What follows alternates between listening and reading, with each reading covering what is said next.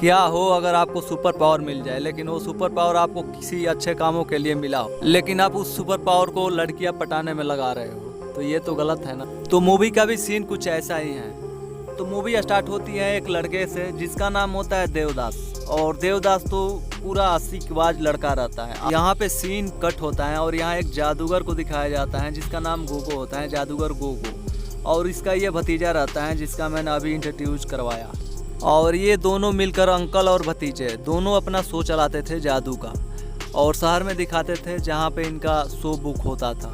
इसके बाद क्या होता है कि इनका एक जगह शो बुक होता है और जादूगर गोगो और देवदास दोनों वहाँ पे चले जाते हैं।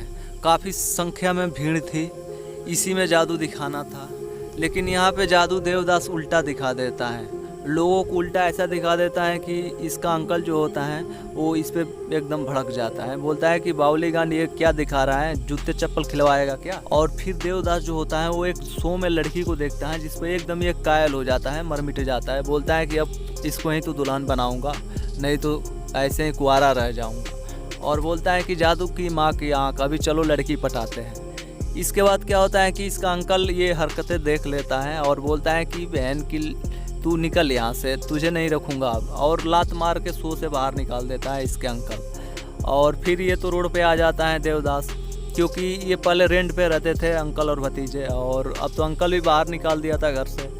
अब ये कहाँ जाए, क्या करे, इसके पास कोई सुपर पावर भी नहीं है जो जिससे ये मदद से ज़्यादा पैसा कमा सके और मज़े से ज़िंदगी जी सके। फिर देवदास रात में रोड पे आता है और बोलता है कि चलो जादू की माँ की आँख गई तो गई, अभी फुक्का मारते हैं, और वहाँ पे पीने लगता है। तभी एक भिखारी आता है और इससे बोलता है कि मुझे $20 चाहिए, लेकिन इसको तो अलग ही उस लड़की के टेंशन में था बेचारा।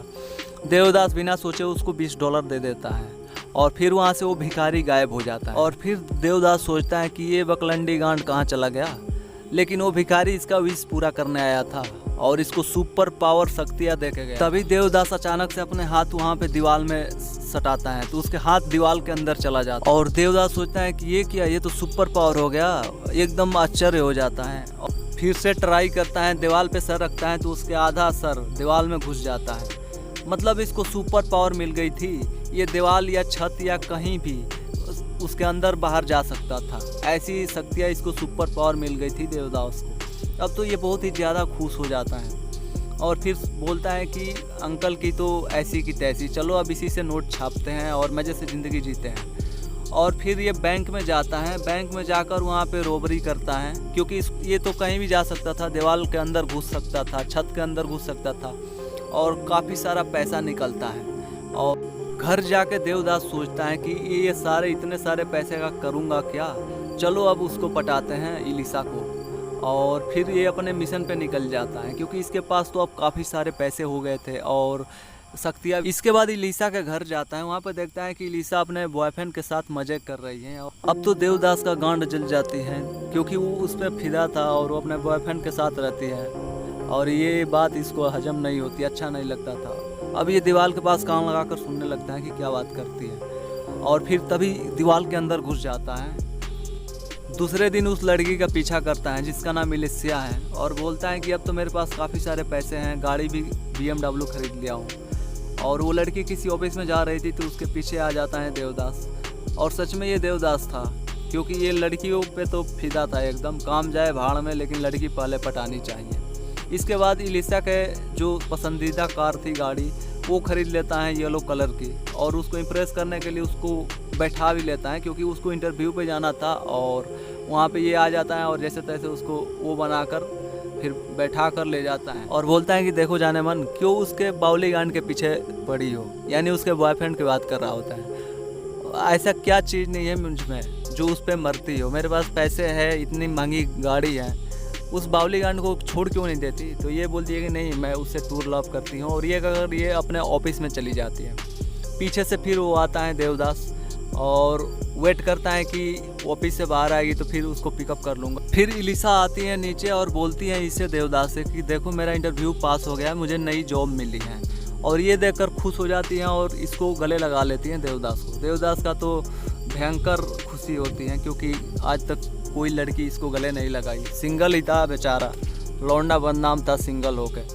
और फिर दोनों गाड़ी में आते हैं, इधर देवदास का बुरा हाल था खुशी के मारे, क्योंकि उसको लगता था कि अभी इससे इलेसिया प्यार करता, और उसका मन ही मन लड्डू फूट रहा था कि अब तो चलो सिंगल कब से मर रहा हूँ, कम से कम डबल तो हुआ, जीप तो बनी।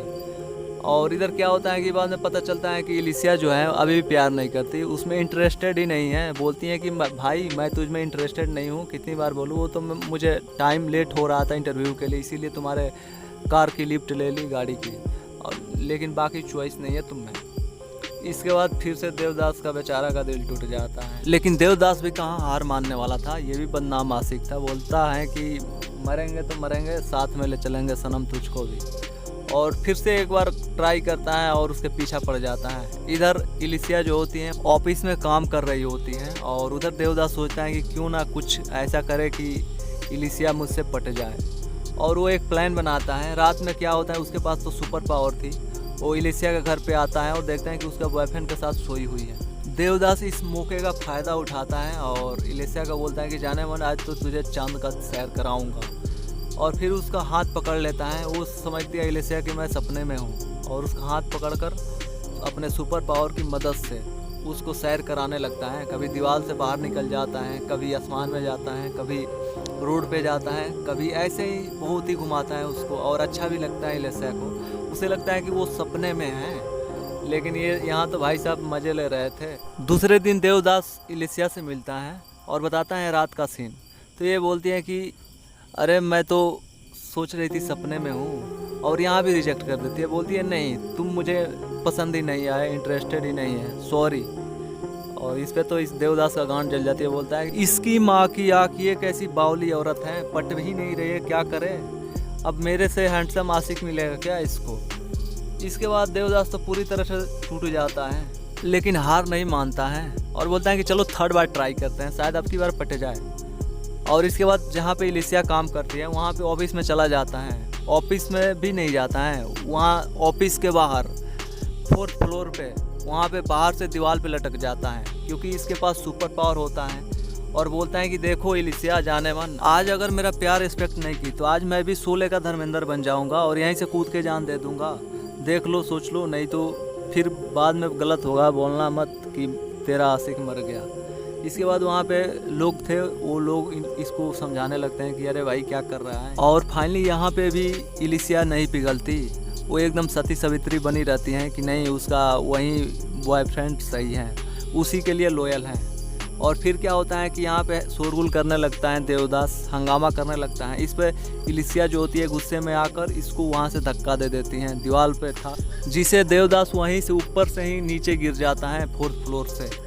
लेकिन इसके पास तो सुपर पावर था, ये कहाँ मरने वाला था, अभी तो इसका प्यार भी नहीं मिला था, ऐसे कैसे मर जाएगा। यहाँ पे इलिसिया एकदम शॉक्ड हो जाती हैं और बेहोश हो जाती हैं। इधर देवदास पानी में गिर जाता है और बोलता है कि अरे आज तो मरते मरते बचा। और फिर फाइनली दूसरे दिन ये चला जाता है अस्पताल, जहाँ पे ये दिखाता है कि कहीं मेरा दिमाग तो ढीला नहीं हो गया, कुछ नट उट तो नहीं गिर गया, यही चेकअप करवाने आता है। तभी एक लड़की मिलती है, बच्ची छोटी सी, जिसको ये रॉबरी करते टाइम देखा था, जो कैंसर से पीड़ित थी। और वो बोलती हैं कि मेरे में बहुत सारे पैसे लगेंगे तब जाके मैं बच सकूंगी। और ये सोचकर ये यहाँ पे याद दया आ जाती हैं, और इसको भी लगता है कि इसको सुपर पावर कोई अच्छा कार्य करने के लिए मिला है। और ये अपने जितना भी सारा पैसा रॉबरी किया था या कहीं से भी कमाया था, वो निकाल कर उस बच्ची के कैंसर में डोनेट कर देता है। इधर बच्ची के पास वो इलिसिया आती हैं, और वो बच्ची बोलती हैं कि मुझे एक देवदास भैया ने ढेर सारे पैसे देकर गया मेरे कैंसर के इलाज के लिए। और इस पे वो नाम पूछती हैं कि उस भैया का नाम क्या था, तो वो बोलती हैं छोटी सी लड़की कि देवदास शायद नाम। और ये सुनकर ये समझ जाती है इलिसिया कि वही आशिक हैं जो मेरे पीछे पड़ा है हाथ धो के। और यहाँ पे ये इलिसिया पिघल जाती हैं, क्योंकि हम कितने भी लड़की को प्यार कर ले, उसको बाइक या कोई भी पर्सनालिटी दिखा ले, या अगर हम दिल से अच्छे नहीं होते तो वो पसंद नहीं करती है, क्योंकि लड़कियों को वहीं लड़के पसंद आते हैं जो दिल से अच्छे होते हैं। और यहीं पे ये पिघल गई मैडम। और यहाँ पे वो कुछ बीते हुए पल जिसमें देवदास इसको छेड़ा करता था, प्रपोज किया था, सब कुछ याद करने लगती हैं कि ओ गॉड, उसने मुझे ऐसे ऐसे प्रपोज किया था, लेकिन मैंने तो हर एक टाइम ऑल टाइम उसको रिजेक्ट की। इधर देवदास रोड पे सुत्ता मारते हुए जा रहा था और मन ही मन कोस रहा था खुद को कि कैसा ये नसीब है कि मुझे एक लड़की नहीं पट रही। कितनी बार ट्राई किया, एकदम बेचारा ज़िंदगी से टूट गया था, टूटा हुआ आशिक बन गया था। और यहाँ पे एक सीन देखने को मिलता है कि देवदास का जो सुपर पावर था वो जा चुका है। अब ये दीवार के अंदर बाहर नहीं जा सकता था, लेकिन खुशी की बात यह है कि इसका प्यार मिल गया। अचानक से पीछे से इलिसिया आ जाती है और इसको देखते ही दौड़ जाती है और पीछे से आकर जोर से गले लग जाती है और यहाँ पर देवदास का प्रपोजल एक्सपेक्ट कर लेती हैं और फाइनली उसको बीएफ बना ही लेती है। तो यहीं पे फाइनली मूवी एंड हो जाती है गाने के साथ कि लग जा गले कि फिर कोई बात ना हो।